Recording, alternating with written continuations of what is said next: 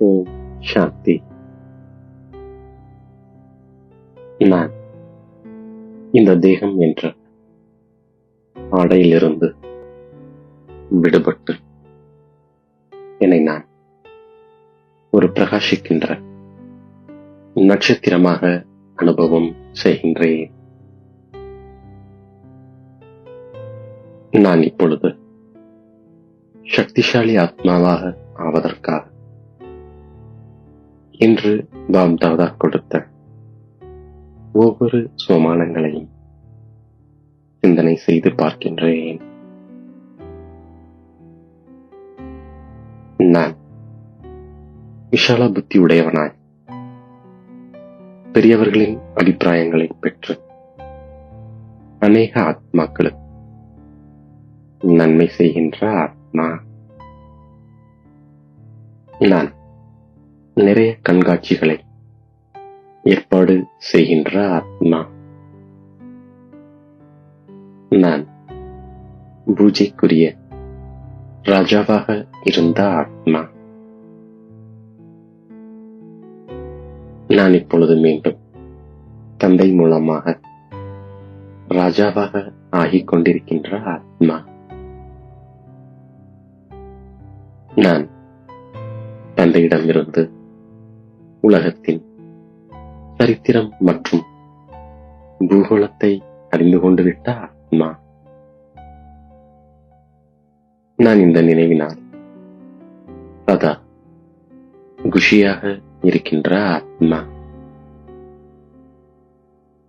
நான் தந்தையிடமிருந்து ஒரு நொடியில் ஜீவன் முக்தியின் ஆஸ்தியை பெறுகின்ற ஆத்மா. நான் தந்தையின் மூலமாக பந்தனத்திலிருந்து விடுபடுகின்ற ஆத்மா. நான் முந்தைய கல்பத்தை போன்று தந்தையை பெற்றிருக்கின்ற ஆத்மா. நான் தந்தையின் மூலமாக அலைவதிலிருந்து விடுபட்ட ஆத்மா. நான் இப்பொழுது தந்தையிடமிருந்து எளிய ஞானம் மற்றும் ராஜயோகத்தின் வழியை பெற்றிருக்கின்ற ஆத்மா. நான் தூய்மையின் கங்கணத்தை முழுமையாக கட்டிருக்கின்ற ஆத்மா. நான் ஒரு பொழுதும் பதித்தமாக ஆக மாட்டேன் என்று தந்தையிடம் உறுதிமொழி எடுத்திருக்கின்ற ஆத்மா. நான் தந்தையை நினைவு செய்து அரை கல்பத்தின் பாவங்களை எரித்து விடுகின்ற ஆத்மா. நானே பூஜிக்கத்தக்க செல்வந்தராக இருந்த ஆத்மா. நான் தந்தையிடமிருந்து என்னென்ன எடுத்துக் கொண்டிருக்கிறேன் என்று மனதில் நினைத்துக் கொண்டிருக்கின்ற ஆத்மா. நான் தந்தையிடமிருந்து முழு உலகத்தின் சமாச்சாரத்தை பெறுகின்ற ஆத்மா. நான் இப்பொழுது முதல் இடை கடையை அறிந்திருக்கின்ற ஆத்மா. நான் இப்பொழுது அறிவாளியாக ஆகியிருக்கின்ற ஆத்மா.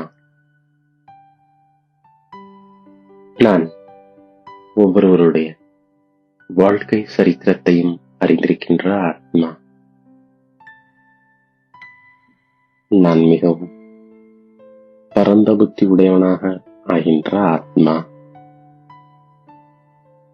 நான் தூய்மையாக ஆகி பின்னர் பரிஸ்தாவாக ஆகிவிடுகின்ற ஆத்மா. நான் சாந்திதாமத்தில் வசிக்கின்ற ஆத்மா. நான் பாப்தாதா மூலமாக மலராக ஆகின்ற ஆத்மா.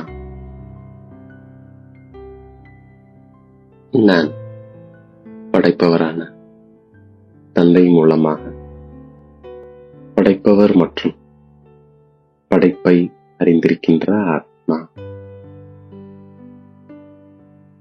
பிரம்மா முக வம்சாவளியாகிய நான் விஷ்ணுபுரியின் தேவதையாக ஆகின்ற ஆத்மா.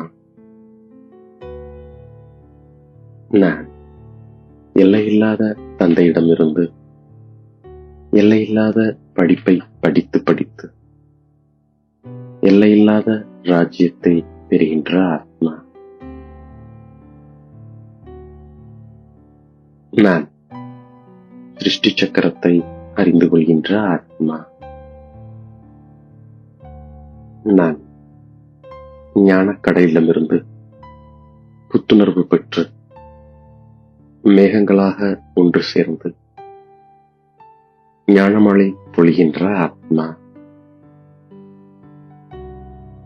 நான் ஒருவருக்கொருவர் ஒன்று சேர்ந்து கண்காட்சியாக இவற்றை தயார் செய்வதில் உதவி செய்கின்ற ஆத்மா.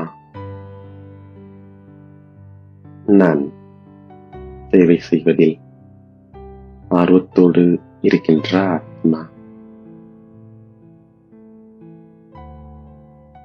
நான் தந்தை மூலமாக கிடைத்திருக்கும் ஞானத்தை நினைவு செய்து அளவற்ற குஷியில் இருக்கின்ற ஆத்மா. நான் பரந்த புத்தியுடையவனாக ஆகி அமர்க்கலமாக சேவை செய்கின்ற ஆத்மா. நான் தந்தை மூலமாக கிடைத்திருக்கும் நினைவுகளை நினைத்துக் கொண்டே இருக்கின்ற ஆத்மா. நான் தந்தையிடம் தூய்மையாக இருப்பதற்காக கொடுத்திருக்கும் வாக்குறுதியை முழுமையாக கடைபிடிக்கின்ற ஆத்மா. நான் விடுபட்ட தன்மையின் பயிற்சி மூலம் பரிஸ்தா சொரூபத்தின் சாட்சாத்காரத்தை செய்விக்கக்கூடிய நிரந்தர சகஜயோகி ஆத்மா.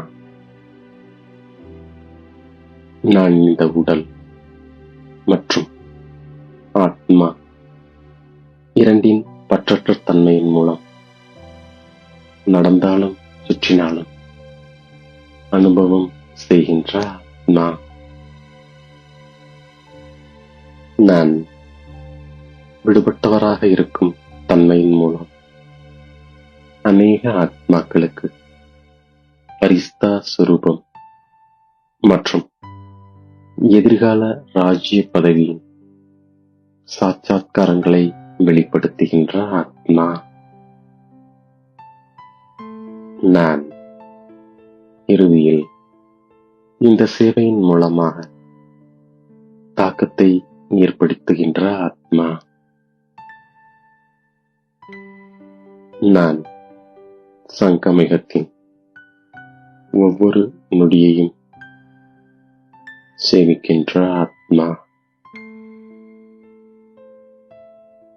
நான் தூய்மையற்ற விதையை கூட முடித்துவிட்டு சம்பூர்ண தூய்மையாக ஆகின்ற ஆத்மா.